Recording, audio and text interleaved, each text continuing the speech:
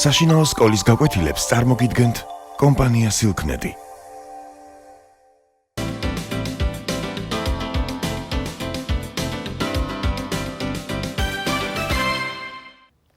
მოგესალმებით. ჩვენი საუბრის თემაა ლევან გოთუას არაჩვეულებრივი მოთხრობა ქვის დედაენა.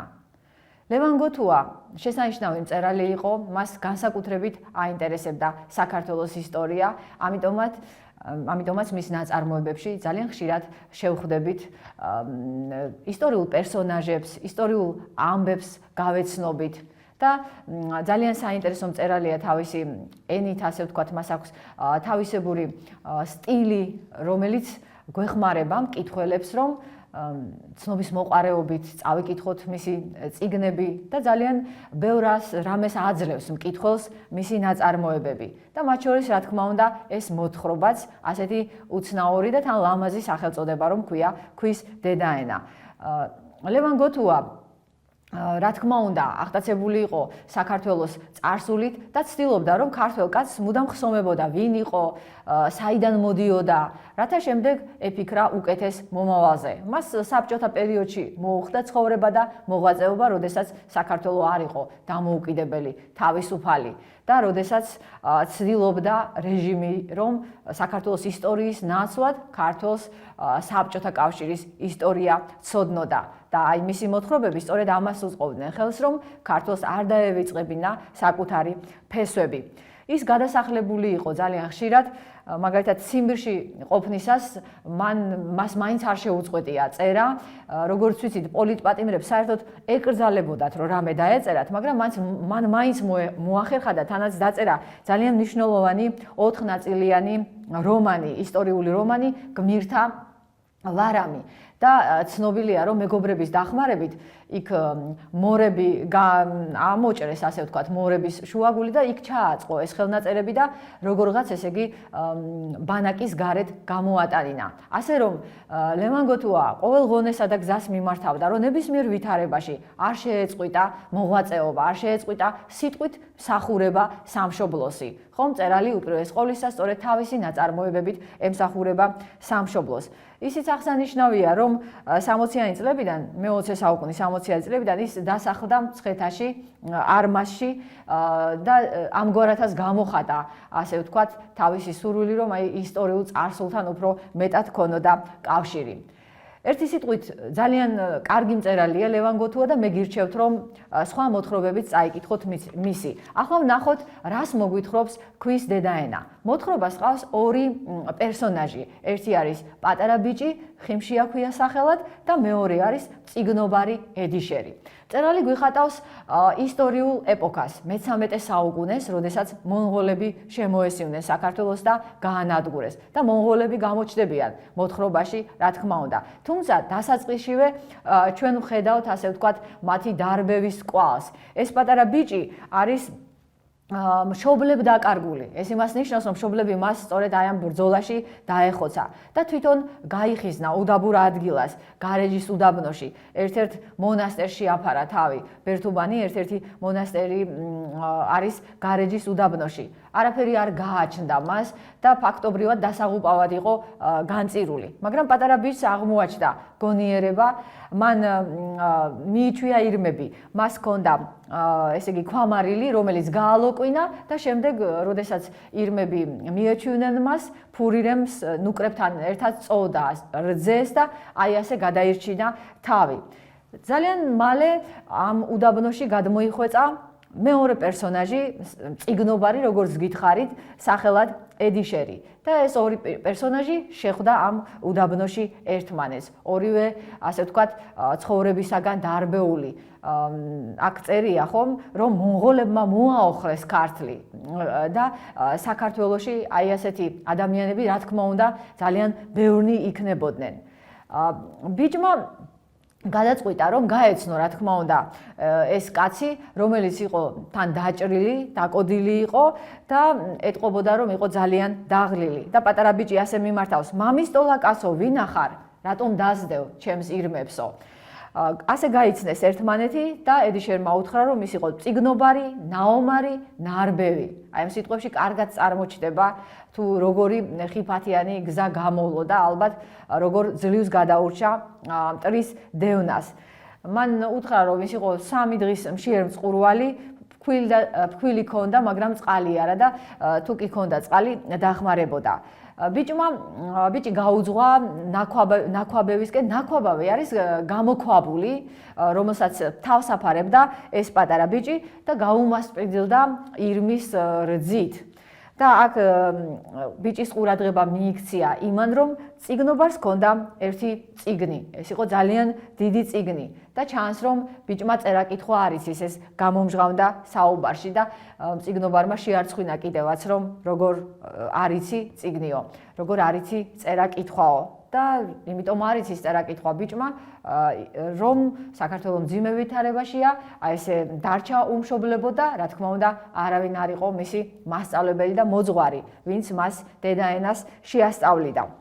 თუმცა აი მისი ინტერესი აი ამ წიგნის მიმართ არის ძალიან დიდი. აქ პატარა ნიუანსია ერთი, რომელშიც ჩანს, რომ როგორი წრფელი არის შინაგანად ეს ბავშვი. საერთოდ ომი, ექსტრემალური ვითარებები ყველაზე მძიმედ აისახება ხოლმე ბავშვების სულიერებაზე და ბავშვების ფსიქიკაზე. მაგრამ ეს ბიჭი არ არის გაბოროტებული, მას სწორედ აი ეს ბავშვური სიწრფელე აქვს შენარჩუნებული.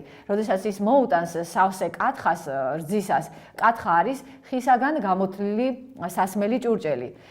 ედიშერი მთლიანად კი არ შესვამს, ნახევარ შესვამს და დაეკითხება ბიჭს, რომ შენ თვითონ გაქვს თუ არა შესმული უკვე, მე რომ მაძლევ მთლიანად შესასმელად და ბიჭი მოატყუებს, რომ ვითომ მას შესმული აქვს და შემდეგ ძალიან შერცხვება, რომ ამგვარი ტყუილი თქვა უცხო კაცის წინაშე. ტყუილი არ მითხრა ბიჭო, თორემ ამ წიგნს ვფიცავ.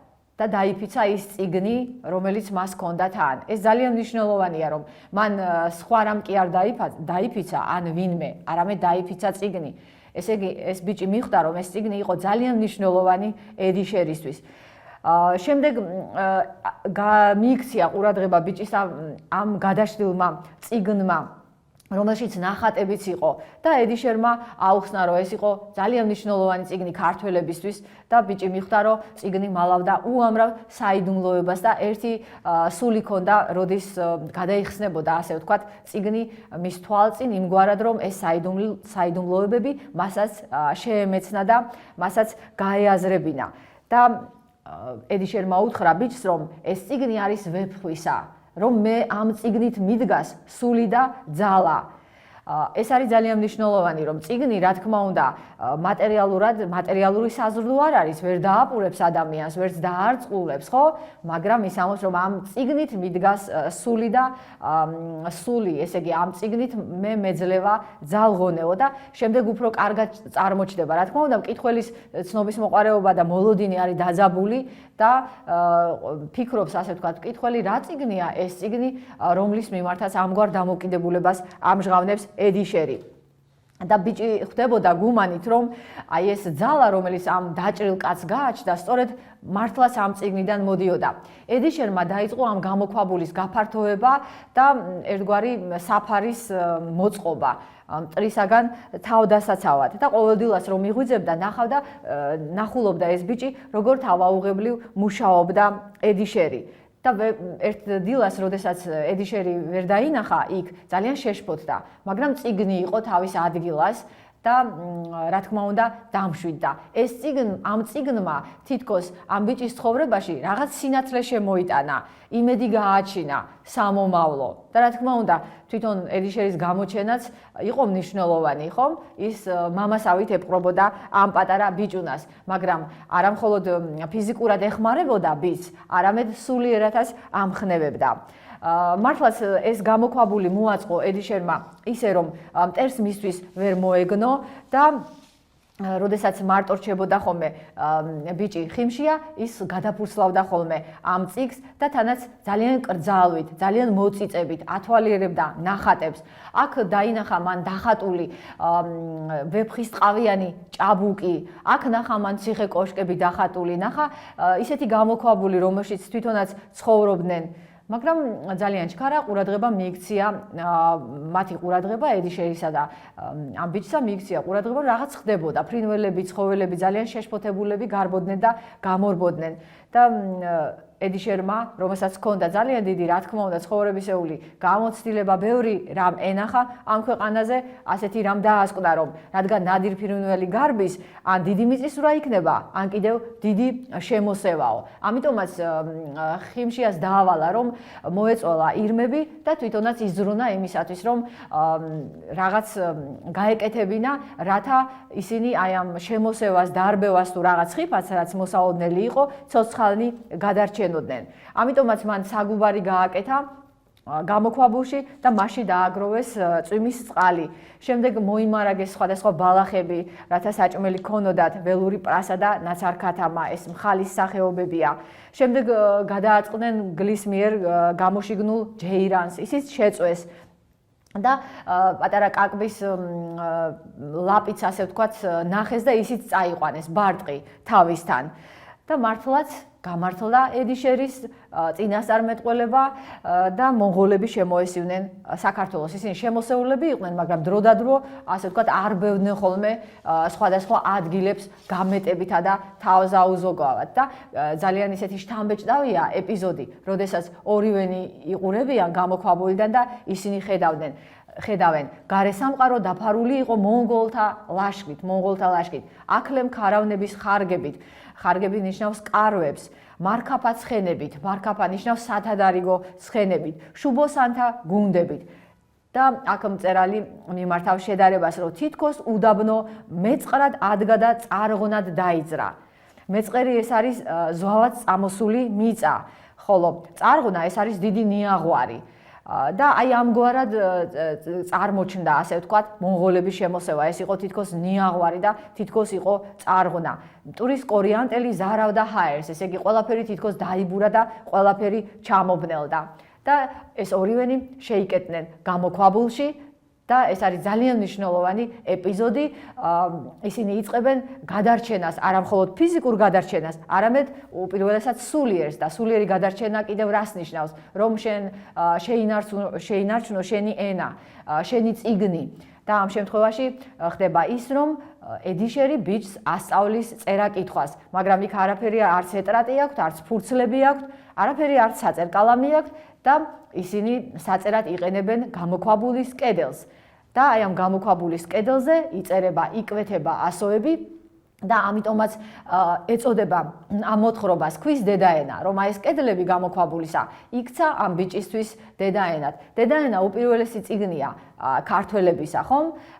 იაკობ გოგებაშვილმა შეადგინა სულ პირველად დედაენა და ამითი რა თქმა უნდა მანაც როგორც ხვებმა სხვა გზით, სხვა წიგნებით გადაარჩინა რა თქმა უნდა ქართული ენა და ქართული ენის გადარჩენა კიდე ნიშნავს ქართველობის გადარჩენასაც. ვეფხისტყაოსანი არის ის წიგნი, რომელსაც ედიშერი დაატარებს მუდმივად. მას არაფერი არ წამოუღია, ხო, როდესაც მტერს გამოექცა, მაგრამ წამოიღო ეს წიგნი, იმიტომ რომ ამ წიგნის გადარჩენით გადაირჩენდა რა თქმა უნდა საკუთარ სულსაც და გადაარჩენდა კიდევ ბევრ სხვა ვინმეს. მხოლოდ ეს წიგნიც რომ გადარჩენილიყო, ისე რომ წარმოვიდგინოთ, უნდა ვიფიქროთ, რომ გადარჩებოდა საქართველო. ჩვენ ხო ვიცით, რომ ვეფხისტყაოსანს ასეთი დიდი მნიშვნელობა აქვს ქართველებისთვის და სწორედ აი ვეფხისტყაოსნით სწავლობდნენ ძველად ქართველები წერა-კითხვას და ეს პატარა ბიჭუნაც სწორედ ვეფხისტყაოსანზე სწავლობს წერა-კითხვას და იხსნის გონებას, ასე ვთქვათ და იფართოვებს თვალსაწიერს და ძალიან შთამბეჭდავად არის დახატული, როგორ კაწრავს ასოებს ამ გამოქვაბულის კედელზე. აქ ერთი ორი ოდე ის არის ჩემოვარდება და ამ ისრებსაც სწორედ აი ამ საწერად იყენებს. თვითონ საერთოდ ჩვენ უნდა გავიხსენოთ ისაც, რომ ძველად ადამიანები უძველესი ადამიანები, როდესაც გამოქვაბულებში ცხოვრობდნენ, ისინი ხატავდნენ რაღაცებს წერდნენ, მე ნელ-ნელა შემოვიდა, ვთქვათ, საწერად სხვადასხვა მასალა. როგორც ვიცით, ქვის შემდეგ გაჩნდა, ვთქვათ, თიხაზე წერის ჩვეულებაც უკვე თიხაზე წერდნენ. შემდეგ უკვე გაჩნდა ეტრატი. ეს იყო ტყავისაგან დამზადებული საგანგებო მასალა, ესე იგი, რომელზედაც იწერებოდა სხვადასხვა წიგნები და გვიან გაჩნდა საკმაოდ ფურცლები. წიგნის ფურცლები, ასე ვთქვათ, რომლებსაც დღესაც ვიყენებ. ერთი სიტყვით ეს ბიჭი სწავლობს აი ამ დედაენას, მისთვის არის ქვის დედაენა, იმიტომ რომ კედელზე იწერება ქვის კედელზე როგორც გითხარით და ნელ-ნელა სულიერად იზრდება. და სწორედ ეს არის მთავარი, რომ ბიჭი უნდა გადარჩეს არა მხოლოდ ფიზიკურად, არამედ უნდა გადარჩეს სულიერად. ასო ჩამოათავა კედელი, თანდათან უქრებოდა ქვევით მოთარეშე უწიგნურთა შიში. აი ამგვარად არიან მონღოლები მოხსენიებულნი, იმიტომ რომ წიგნიერი ადამიანი არ უნდა იყოს, ასე ვთქვათ, სხვისი დამრბევი და სხვისი ამომწყვეტი. წიგნიერმა ადამიანმა უპირველეს ყოვლისა სიცოცხლის ფასი უნდა იცოდეს და სიყვარული უნდა იყოს მისი ცხოვრების მთავარი წარმართველი. ედიშერმა კი ჩურჩულით ხელახლა გადაიკითხა დიდი წიგნი ქართველობისა. აი ამ წიგნით, რა თქმა უნდა, ის ეზიარება საქართველოს უკვდავ სულს და ბიჭსაც აზიარებს. ამიტომაც წერია, რომ ეს არის უკვდავი დიდი წიგნი ქართველობისა. ულევის სულიერი საზრდოთი სავსე. ეს წიგნი არის ქართველთა ნუგეში. ამიტომაც არის, რომ ბიჭი, როდესაც ამ წიგნს კითხულობს და როდესაც ის შეისწავლის უკვე დედაენას ქართულს, თითქოს ის აბჯრით იმოსება. ესე იგი, ყველაზე ძლავრი იარაღი ადამიანისათვის არის სწორედ სწავლა-განათლება და საკუთარი მშობლიური ენის ცოდნა. მათ ის პატარა ბარტყიც, რომელიც თავის დროზე დაიჭირა ბიჭმა, გამოიყენეს იმისათვის, რომ მტრისთვის გზა აებნიათ. მოკლედ მტერმა გადაწყვიტა, რომ აქაურობაც დაელაშქრა, ისრებით ესროლეს ამ გამოქვაბულს, მაგრამ აი ეს კაკმის ბარტყი გაუშვეს და მტერმა იფიქრა, რომ აქ ადამიანები არ იყვნენ შეხიზნული და უკაცრიელი იყო აქაურობა. და როდესაც დამთავრდა წარღვნა და წარღვნაში იგულისხმება სწორედ მტრის შემოსევა, ისინი გამოვიდნენ გარეთ, ბიჭი და ედიშერი, მაგრამ ისინი გამოვიდნენ თითქოს სულიერად განახლებულები და გადარჩენილები. ეს არის სწორედ მნიშვნელოვანი, რომ ისინი გადაარჩინა აი ამ წიგნმა, ვეფხის ტყაოსანმა. ბავშვი, ეს ბიჭი ხიმშია, უკვე თამამად კითხულობდა აი ამ გადაშლილ წიგნს და მის არაჩვეულებრივ სტრიქონებს. ედიშერმა შენამული თვალები ჩახარა და კარგახანს ფურცლა, აი ეს წიგნი, ასე მთავრდება, ბოლო სტრიქონებს გიკითხავთ. მე ხელი დაადო. ბიჭმა მოიმარჯვა თავისი ქვის დედაენა და დამარცვლით, მაგრამ მიწყობილად წაიკითხა. ჭირსა შიგან გამაგრება, ასრე უნდა ქვითკირსა. ესე იგი, ადამიანი ჭირში უნდა გამაგრდეს ქვითკირივით. ეს რა თქმა უნდა, დიდი ცხოვრებისეული სიბრძნეა, რომელიც შეიგრძნო აი ამ ბიჭმა და რომელიც აი ეს სიბრძნე საკუთარ თავზე გამოსცადა. ის არ შედრკა, რა თქმა უნდა, მას დაეხმარა ედიშერი და რა თქმა უნდა, ედიშერს კი ეხმარებოდა ეს დიდი წიგნი, რომელსაც ვეფხის ტყაოსანი ჰქვია. გიორგი ლეონიძის არაჩვეულებრივი სტრიქონები მინდა გაგახსენოთ ლექსიდან, რომელიც მან მიუძღვნა ვეფხის ტყაოსანს. ხელში აგიღებ, გაკოცებ, კიდევ ჩაგკოცნი, ჩაგსქერი, წიგნი კი არა, ჟოლახარ, ჩამოქაფული ჩანჩქერის. კიდევ ერთხელ ვიმეორებ, ამ მოთხრობაში, რა თქმა უნდა, წარმოჩენილია, როგორ გადაარჩინა ვეფხის ტყაოსანმა ორი ადამიანი და სიმბოლურად, რა თქმა უნდა, არის მინიშნება იმაზე, რომ სწორედ ამ წიგნმა გადაარჩინა ქართველობა საუკუნეების განმავლობაში. რომ უპირველესი არის ის, რომ ძალიან კარგად ვიცოდეთ მშობლიური ენა, დედაენა ვიცოდეთ ძალიან კარგად, რათა შევძლოთ ამგვარი წიგნების შენახვა და თაობიდან თაობისთვის გადაცემა. გმადლობთ ყურადღებისათვის.